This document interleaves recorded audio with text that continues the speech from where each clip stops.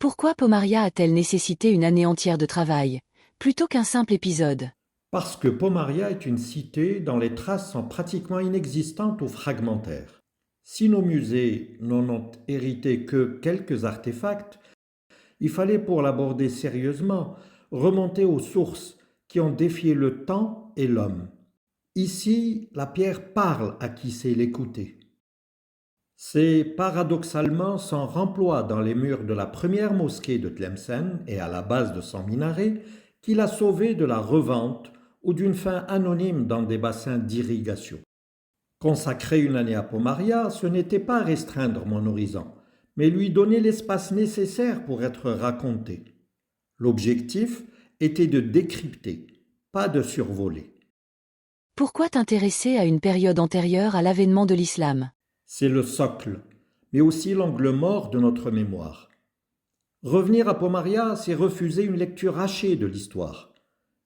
Les Romains n'ont pas créé ce jardin d'Éden, ils l'ont nommé.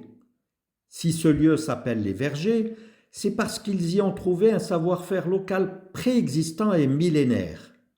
Comprendre cet avant, c'est restituer à l'après toute sa profondeur et sa vérité. Quel est le bilan de cette première année de travail consacrée à Pomaria? Concrètement, cette année a permis de mettre en place des passerelles. 13 vidéos ont été publiées pour explorer la localisation, les sources antiques ou les zones d'ombre de la cité. Mais l'essentiel a été de mettre en lumière les continuités, ce fil conducteur qui prouve que Pomaria n'a jamais cessé d'irriguer l'histoire de Tlemcen.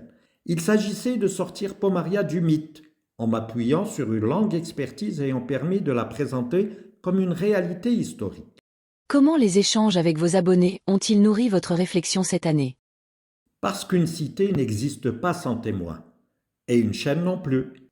Les réactions ont été nombreuses, encouragement, partage, mais aussi demande de précision nécessaire. Ces échanges, parfois critiques, notamment sur l'usage de l'intelligence artificielle, ont été stimulants.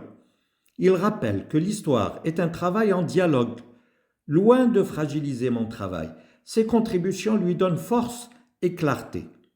Au fond, mes abonnés sont enthousiastes par la découverte d'un passé retrouvé.